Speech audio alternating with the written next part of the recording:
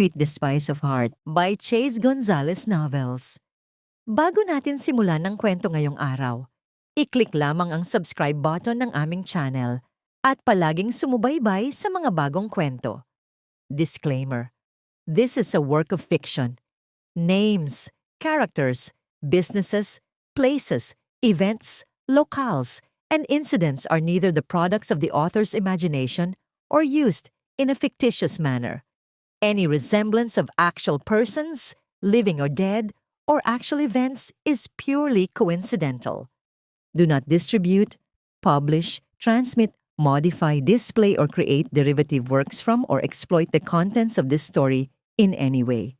Please obtain permission. Simula. Madam, gumising na po kayo. Inalog ni Matilda ang braso ng natutulog na Cielo. Umungol lamang ito at hinarangan ang kanyang mukha gamit ang unan. Lumundo ang kanyang kama at kasunod nito ang pag-alog ng buong katawan niya. Matilda naman! Sighal ng dalaga sa kasambahay, saka sinabunutan ang sariling buhok. Sumimangot ito sabay hampas sa unan ng ilang beses. Matapos niyang bumangon, ay inimis niya ang kanyang higaan at inabot ang towel. Tiningnan nito ang oras sa suot niyang wristwatch. Kalahating oras na lang at malilate na siya. Sandali niyang dinama ang tubig matapos linisin ang kanyang katawan sa bathtub. Pagkatapos niyang magbabad sa tubig ay nagbihis na siya, nagsuklay at nag-hairclip. Pinagmasdan niya ang kanyang sarili sa salamin. Hindi pwedeng walang ayos ang kilay niya. She picked a light brown brow pen for her beautiful eyebrows. Isa si Matilda sa kasambahay nila rito. Sa katuayan ay isa ito sa kakaunting natitirang kasambahay dito. Nang mamatay kasi ang mga magulang ng dalaga, dahil sa aksidente ay pinaalis niya ang karamihan sa mga kasambahay nila. Dahil lumabas ang tunay na kulay ng mga ito, kinampihan nila ang demonyitang tiyahin niya, si Claudia. Ngunit ang ikinagulat ni Cielo ay ang pag-iba ng ugali ng kanyang tita Claudia matapos ang pagpanaw ng mama at papa niya. It is their death anniversary tomorrow. Tahimik na hiniling ni Cielo sa isip niya na sana ay nandito pa ang kanyang mga magulang. Eksaktong kaarawan ng dalaga nangyari ang aksidente, kaya naman ay hindi na niya ipinagdiriwang ang kanyang kaarawan.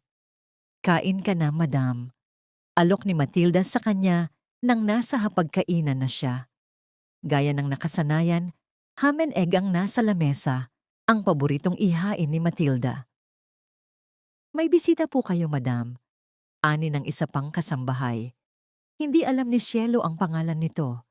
Sa pagkakaalam niya ay bago pa ito rito. Ang kanyang ate Saina at si Matilda ang nag-hire ng mga kasambahay, kaya hindi pamilyar si Cielo sa mga ito. At saka hindi rin siya madalas sa bahay nila. Tinitigan ng dalaga ang bagong kasambahay base sa singkit na mga mata at ilong na hindi katangusan ay nahahawig niya ito kay Matilda. Suminya si Cielo na papasukin ang bisita sa pamamagitan ng kanyang palakpak. Look who's here! She faked a gasp. It's her cousin, Eleanor. They have the same surname, which Cielo thinks sucks. Sa tingin niya ay hindi bagay kay Eleanor ang Lisea. I have an update. Ngumiti si Eleanor ngunit hindi ito umabot sa kanyang mata. Most of their schoolmates said that they are almost alike. Cielo finds it disgusting. Pakiramdam niya ay masamang hangin ang dala ni Eleanor rito, kaya hindi maganda. Ngumisi ang kanyang pinsan nang dumako ang mga mata nito sa hawak niyang baso na tubig lamang ang lamang. Oh, nawalan ng kulay ang iniinom mo. Saka napansin ko lang ha, lately, ayan lang ang ulam mo. Nagkrus ang mga braso nito. Sorry, Cielo, naghihirap ka na pala. Why don't you just give up your shares, hindi ba? Your ate can't handle it pa naman. Ngumiti si Cielo. Obviously, you're asking me to give up our shares para sa inyo. Ang pathetic mo naman. Tuyo nga lang ang ulam ninyo dati. Tapos nang binigyan kita ng lechon, gusto mo pa ng sobra. Their grandparents started from zero. May small business ang mga ito noon at hinati ito sa dalawang magkapatid. Cielo's dad was able to manage it well, kaya naman naging korporasyon ang kanilang kumpanya. Samantala, Ang kapatid nitong si Domaine ay nalugi dahil sa kasino. You will get what you deserve, siya na Luella Licea. Banta ni Eleanore at pinanlakihan siya ng mata.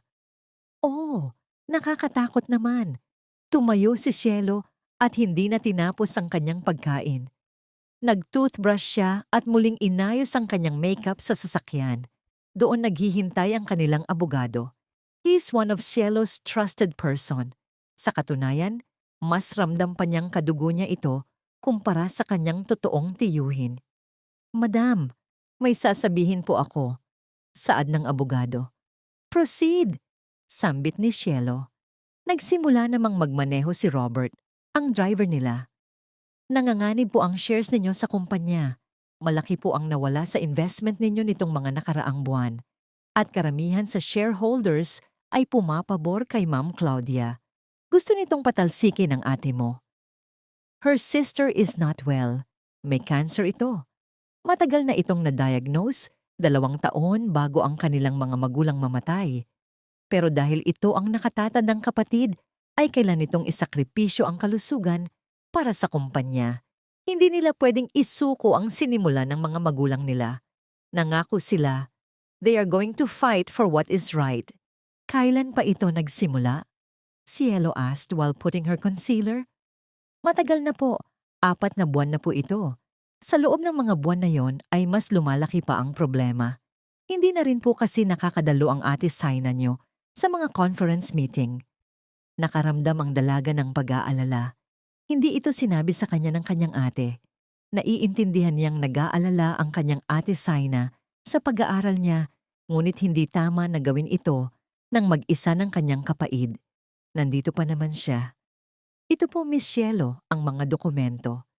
Napatulala na lamang ang dalaga sa nga papeles na inilatag ng abogado sa harapan niya. Hindi siya magaling sa mga ito. Nagpakawala siya ng malalim na paghinga. Pero may isa pa pong paraan para maging maganda ang takbo ng kumpanya ninyo at mas lumaki pa ang shares nyo. Hindi lang po doble ang maiaambag nito sa inyo, kundi triple. Mahabang pahayag ng abogado sa kanya. Ang pagpapakasal po sa isang mayamang heredero. Nalaglag ang panga ni Cielo sa mga salitang binitawan ng kausap.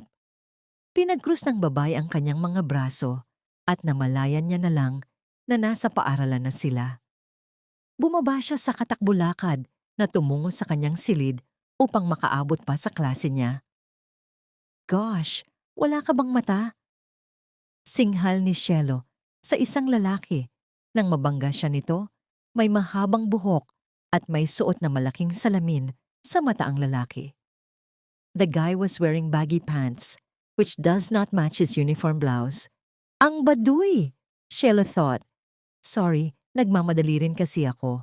Baka alam mo kung saan yung... Don't you dare talk to me. I don't even know you. Masungit na putol nito sa lalaki. Nilagay ni Cielo ang ilang hibla ng kanyang buhok sa likod ng kanyang tainga.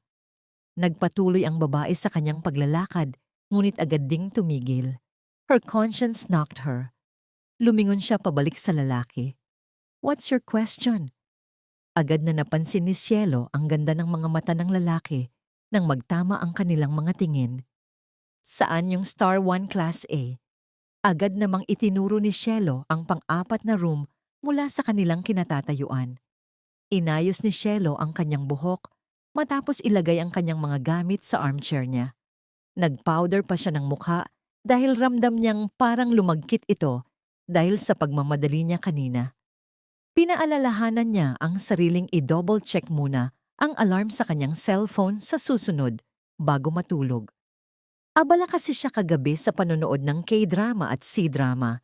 May 2 series siyang sabay na pinapanood. Naging abala si Cielo sa mga gawain sa eskwelahan, kaya hindi na niya ito nasusubayan noong mga nakaraang buwan. Pero sulit ito sa kanyang pakiramdam dahil kumpleto na ang 2 series nang panoorin niya ito kagabi. Ang sabi niya ay hanggang 10:00 lang siya manonood, pero inabot na siya ng 2:00 ng madaling araw. Hindi niya namataan ng oras at ang akala niya ay maayos na siyang nakapag-set ng alarm bago palang manood ng palabas. 5:30 pala sa hapon ang nailagay niya imbis na umaga. Ang swerte mo, ganda. Late si ma'am. She's Olivia, one of Cielo's friends. She's a scholar. At ganda ang tawag niya kay Cielo. Sanay na ang dalaga rito. It's just a fact. Ngumiti na lang ito sa sinabi ng kanyang kaibigan. Kilala si Cielo sa school hindi lamang dahil sa yaman ng pamilya niya, kung hindi dahil rin sa angking ganda niya. Hindi iyon maitatanggi. It runs in their blood. Akala ko ba ay pinanood mo rin yung Hidden Love at King the Land? Mukhang mas maaga ka pa nagising sa akin. Olivia mentioned last night that she will also be binge-watching, but shockingly, there's no trace of eye bags on her face. Mas matindi pa itong mag-binge-watch kay Cielo, lalo na pagsabik itong manood. Pasensya na. I know the word discipline. Alam ko kasing may pasok kinabukasan, saka bakit kasi linggo ng gabi mo pinanood? Kinamot ni Olivia ang kanyang ulo. You know that I am busy partying with our other friends, di ba? Bukod sa mga kaibigan niya sa paaralan, ay may iba pa siyang mga kaibigan. Pero iba ang mga iyon. Kaibigan lang sila ni Cielo kapag may inuman. Para sa kanya, ay mahirap magtiwala. Saka, oh my, ang ganda. The other one makes me laugh, while the other one is nostalgic. Binabalik ako sa panahong may crush ako nung high school. It's kind of refreshing for Cielo when she remembers her valedictorian student crush na hindi siya pinapansin sa kabila ng kanyang kagandahan. She never spoke of her feelings towards the boy out loud, but she knew that he felt it. It was obvious. The way their classmates teased them, it's impossible that her crush won't know about her feelings. They even have a cute photo together. It's in Cielo's old phone, the one she gave to Matilda. Cielo's classmates encouraged her to confess her feelings before their junior high school moving up ceremony, but she didn't take their advice. For her, it's too early for those things, and she believes in destiny. That's why when the guy transferred to another school, she took it as a sign that they weren't meant to be with each other. Ikinagulat ni Cielo ang malakas na sigaw ng isa pa niyang kaibigan. The noise disturbed her from reminiscing. Late ding dumating si Cerise sa klase nila. I have pasalubong sa inyo ni Ollie. Hinigit siya ng kaibigang kadarating lang, sabay pakita sa hawak nitong 2 paper bags. Nagpasalamat si Cielo at Ollie kay Cerise. Galing si Cerise sa Cebu, doon kinasal ang ate niya, kaya nanatili sila roon ng halos 1 linggo. Niyaya niyang sumama sina Cielo at Olivia, pero tumanggi ang mga ito dahil family event yon ng kanilang kaibigan. Saka alam ni Cielo kung iilan lang ang in-invite ng kapatid ni Cerise sa kasal. At ayaw niyang madagdagan yon dahil sa pagsama nila. Isa pang dahilan ni Cielo ay nauna nang mangimbita ang mga party friends niya sa kanya. Ilang buwan na ang nakaraan. Pinaliwanag niya rin yon kay Cerise at naintindihan naman ito ng kanyang kaibigan. Cerise is a very sweet and understanding friend. Tinapik ni Cielo ang kamay ni Olivia nang bubuksan na sana nito ang pasalubong ni Cerise. Better open it na lang kapag nasa bahay ka na para may thrill. Bulong niya sa kaibigan at mukha naman itong sumang-ayon nang ngumiti ito sa kanya. Anyway, ladies, I have a tea for today. Sabik na sambit ni Cerise matapos niyang higitin si Olivia at Cielo palapit sa kanya. Napansin ni Cielo na nakatingin sa kanila ang kanilang mga kaklase. Isa-isa niya itong pinanlakihan ng mga mata upang hindi magtangka ang mga ito na makinig. Usapan ng mga magagandang babae ito. She thought and flipped her hair. I heard earlier that there's a handsome transferee. And guess what? Cerise paused and widened her eyes. Kaklase natin siya. Naniniwala naman si Cielo rito dahil hindi siya palpak sa ganitong mga bagay. Marami itong tainga sa school at kahit sa ang department ay nakakasagap ito ng balita.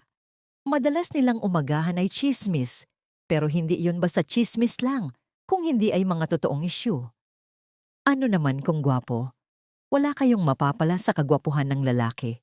Dapat ugali ang unang tinitingan, hindi panlabas na anyo, sabi ni Olivia. Ayan na naman ang kaibigan nila sa makabuluhan niyang mga salita. Kagaya ng ibang transferee, mapapabilang lamang ito sa mga lalaking mababasted ni Cielo ngayong taon. Sorry, class. I am late. Can you please sit in your respective chairs? Sambit ng guro nang dumating ito. She's wearing a floral dress like it's summer. Binagaya niya pa ito ng makapal na eyeglasses. Madalas talagang wala sa uso ang suot nito. Cielo kept wondering if she could teach her how to dress nicely. Tahimik lamang na nakikinig si Cielo sa mga sinasabi ng guro nang magsimula na ito sa morning words niya. Habang ang mga kaklase niya naman ay hindi magkamayaw. Ang mga babae at ang mga bakla na kaklase niya ay nagpipigil ng tili. Karamihan sa kanila ay nagtatalo kung saan pa uupuin ang transferee. Sumenyas ang propesor sa kung sinong tao ang nasa labas. Halos mabali ang leeg ng buong klase dahil sa pagbaling ng mga ito sa labas ng pinto ng kanilang classroom. Nainip si Cielo sa sobrang pa-VIP ng transferee. She thought if the guy was handsome, then he should not be shy. Inabala niya na lamang ang sarili sa pagtingin sa kanyang mga daliri. Her fingernails are gorgeous just like her. Nagpalinis ito ng kuko kahapon kay Matilda. Pink na may heart nail art ang pinili nitong disenyo. Hindi pa ito napapansin ni Olivia. Paniguradong maiinggit rito ang kaibigan kapag nakita niya na yon. Ngayon ka lang nagkamali ng chismis, Cerise. Narinig ni Cielo ang sinabi ni Olivia. Kahit na bumulong lang ito, umangat naman ang tingin ni Cielo sa bagong pasok na lalaki, sabay ng pag-angat ng kanyang kilay. It is the nerdy guy she bumped with earlier. What a coincidence. But Cielo also remembered him from something. The young lady doesn't know if they've met before, but he was familiar. Ang mga mata nito'y nangungusap kahit nakasalamin. Kahit ang mga kaklase nila ay hindi rin makapaniwala sa nasa harapan. Mababakas ang dismaya sa mga mukha ng mga estudyante.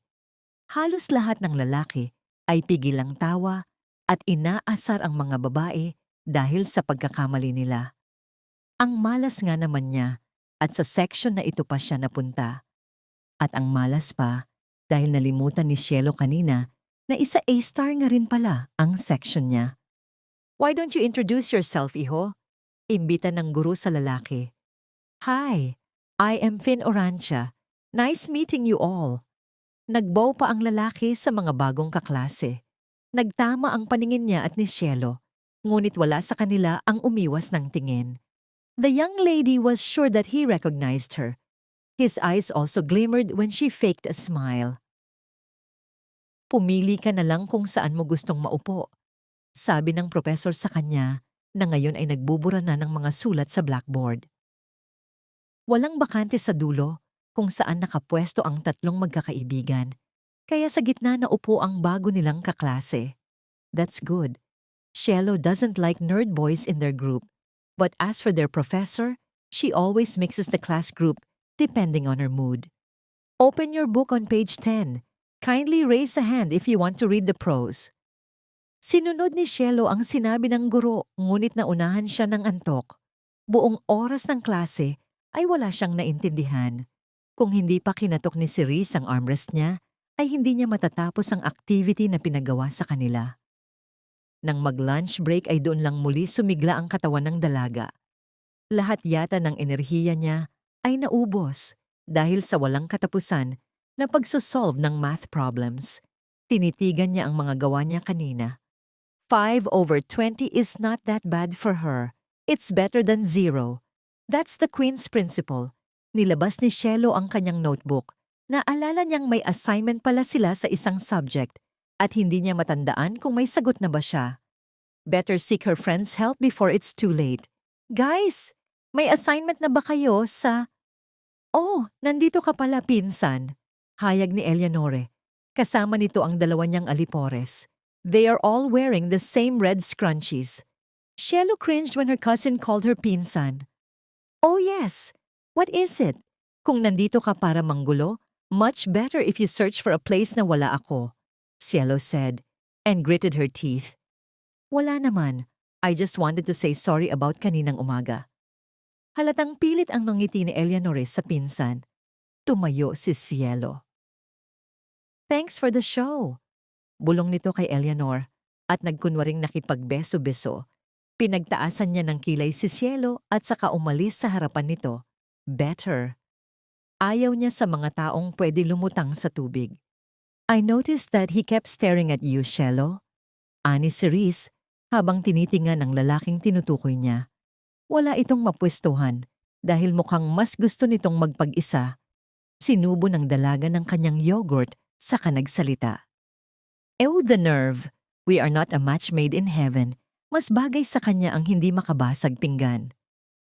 Tinitigan lang nila ang lalaki hanggang sa makahanap ito ng pwesto. Nakaupo si Finn sa tabi ng bintana. Parang invisible lang siya dahil ni isang tao na dumadaan ay hindi man lang siya tinitingnan. Kung mayroon mang tumitingin sa kanya, iyon ay ang mga taong tinatawanan at pinag-uusapan siya. Nagring ang cellphone ni Cielo kaya nawala ang atensyon niya na lalaki. Oh my! Si Andy! Bulalas ni Cerise kaya napatingin din si Cielo kung saan ito nakatingin. Nakangiti si Andy pero hindi sa kanila, kundi sa mga kaklase nitong babae. May kung anong tumusok sa puso ni Cielo. Mabilis niya na lang na sinagot ang tawag ni Saina. Sinabi niya ang tungkol sa binanggit ng abogado kanina sa kanya. Kinamusta niya rin ang kapatid tungkol sa kalusugan nito. Don't worry, Cielo. Everything will be fine. Paos na boses ni Saina mula sa kabilang linya. Dinalaw ka na naman ba ni Tita Claudia? O baka naman ni Tito Dom yan? Cielo raised her eyebrow. Dinipisahan naman muli ni Saina ang dalawa. Kahit ano pang sabihin ni Saina ay hindi mapapanatag ang loob ni Cielo sa mag-asawang yon. Hindi ibig sabihin na dahil dinadalaw nilang madalas ang kapatid niya ay magpapamanipula na rin siya sa mga ito. They are evil. Pinatay na ni Cielo ang tawag matapos ang pag-uusap nila ng kanyang ate Saina. Ibinalik niya ang kanyang cellphone sa bag at nang mag-angat siya ng tingin ay nagtagpo ang mga mata nila ni Andy. Ang dalaga ang unang pumutol ng tingin sa kanilang dalawa. Hindi niya gustong makita ang itim nitong mga mata na bumihag sa kanya. He has those beautiful eyes na kapag tititigan ng mga babae ay talagang mahuhulog sa kanya. Sina Cerise at Olivia ay abala sa pagkwekwentuhan tungkol sa buhay ngayon ni Andy. Nag-peace sign pa sila nang mapansin nilang nagtagal ang titig sa kanila ni Cielo. Kumunot ang noo ng dalaga nang makuha ng mga lalaking tinatawanan ng isang pamilyar na lalaki ang atensyon niya. They are all laughing and bullying the guy. Nilagyan nila ng gatas at toyo ang kanin nito. Humalakhak ang isa sa kanila. Nakabanda na ang lalaking iyon. Cielo have a hunch na ito ang nagpasimuno ng pang-aalipusta ng mga ito sa nerd na kaklase nila. Lumapit si Cielo sa kinaroroonan ng transferee. Hey! Sigaw ng dalaga sa mga lalaki. Hi, Miss Cielo! Bati sa kanya ng leader nila at namula pa ang magkabila nitong pisngi. Hindi pa rin ito nagbabago. Pwera na lang sa katawan nitong tumaba. Kilala ang grupo nila sa pangunguhan ng baon sa kapwa nila estudyante at ang madalas nilang nabibiktima ay ang mga bagong salta sa kanilang eskwelahan. Hindi maalala ni Cielo ang pangalan ng lalaking bully pero naaalala niyang isa ito sa naging manliligaw niya noong senior high school pa lamang sila. Hindi sila kailanmang naging magkaklase pero nakilala niya si Cielo noong acquaintance party. Sa pagkakaalam ng babae, naging kaklase nito si Cerise. Nabanggit ni Cerise noon sa mga kaibigan na habang nililigawan ng lalaking ito si Cielo, ay paunti ng paunti ang nabubuli sa school. Pero pagkatapos siyang mabasted ng dalaga, ay bumalik ito sa dati. Mga lalaki nga naman, hindi consistent. Huwag mo kong mahay, lalo na at napasama mo ang tanghalian ko. Do you think it's funny making fun of someone? Binaboy mo ang pagkain niya. Nag-iinit ng dugo ni Cielo dahil sa kanila. Nagkatinginan pa ang magkakaibigang bullies ng ilang beses bago humingi ng tawad kay Finn. Kumpara noon ay dumami sila.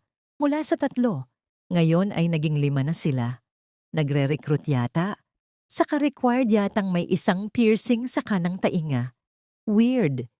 Tiningnan ni Cielo si Finn at parang wala lang sa lalaki ang ginawa ng mga ito. Kinain na lamang niya ang sandwich na nasa kanyang mesa. Aalis na sana ang dalaga nang magsalita ang lalaki. Salamat. He did not even smile. Just a plain look. Pero maganda pa rin ang mga mata niya. Walang dapat ipagpasalamat. I think you should change your taste. Lalo na sa pananamit para hindi ka nila mabuli. Kasi you are you. Kahit sa paningin ko. Paliwanag ni Cielo rito. Makapal ang eyeglasses niya. Bukod pa roon ay oversized ang kanyang polo. Saka nakatak iniyon sa pants niya. At may makapal pa siyang brown belt. Tiningnan siya ni Cielo mula ulo hanggang paa. Tumango lang ang dalaga at saka iniwan na ang lalaki doon na mag-isa. Nang makabalik na siya sa kanyang pwesto, ay pumalakpak ang dalawa niyang kaibigan. Mapang-asar ang mga ito minsan. Nilagay ni Cerise ang likod ng palad niya sa noo ni Cielo. Check natin, Ollie. If she has a fever, malala na yata ang isang ito. Ganon din ang ginawa ni Olivia sa kaibigan. Inalis ng dalaga ang kamay ng mga kaibigan niya.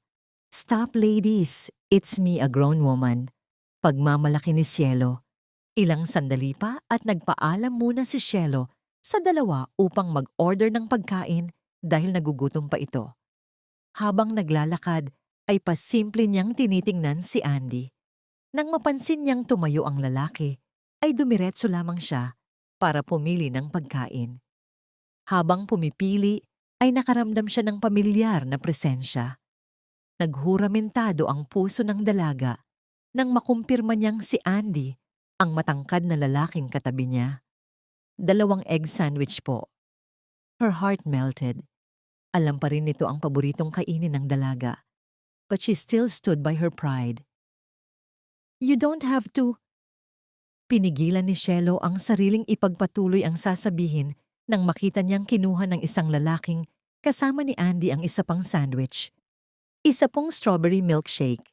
Pag-iiba ni Cielo, kahit egg sandwich din sana ang kakainin niya.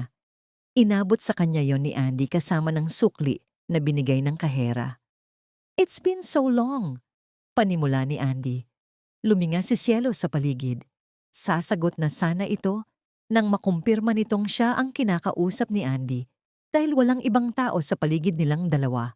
Pero, pasensya na. Natapilok ang isang lalaki sa harap ni Cielo at natapon nito ang inumin niyang bit-bit sa uniform ng dalaga. Are you okay? Cielo pretended not to be angry. He's getting on the young lady's nerves. Inayos ni Finn ang kanyang salamin. He seems okay, but Cielo is not. But she chose to not mind it. Binalik niya ang atensyon kay Andy pero wala na ito sa kinatatayuan nito kanina. Nakita na lamang ni Cielo ang pagsenyas nito na papasok na kasama ang mga kaklase niya dahil time na. Lampa ka ba? Or nananadya ka talaga? Kanina lang ay nakaupo ka ron. Tinuro ni Cielo ang pwesto ni Finn kanina. Hindi ako lampa. Papalitan ko na lang ang damit mo. Paliwanag niya. Nag-text ang dalaga sa 2 kaibigan na abala sa kanilang mga ginagawa. Sinabi naman ni Finn na papalitan niya ang damit ni Cielo kaya bakit hindi. Saka walang ekstrang dala ang babae. Mabuti sana kung PE ngayong araw at may pamalit siyang dala. Kaso hindi. Hinintay ni Cielo si Finn malapit sa dressing room ng mga babae. Nag-effort pang bumili ng binata kahit inabot siya ng 11 minuto. Napansin rin ni Cielo ang mga butil ng pawis at ang mas magulong buhok nito kumpara kanina. Thank you! Sambit ng babae matapos magbihis. Buti at alam nito ang size ng damit ni Cielo. Bumili ito ng plain white shirt at cotton pa ang tela kaya masarap sa pakiramdam ng dalaga. Umuna nang maglakad ni Cielo. 10 minuto na lang ay matatapos na ang tanghalian. Sinadya ko yung kanina. Napatigil si Cielo. Ano yun? Sinadya ko yung kanina. Pag-uulit nito. Akala pa ng dalaga ay namali niya lang ng dinig ang lahat. Napatawad niya na sana. Bakit? May grudge ka ba kasi parang ang taray ko or something? Hello? It's the way I am. Saka wala naman akong ginawang masama sa'yo. Nakapamewang nalintayan ni Cielo sa kanya.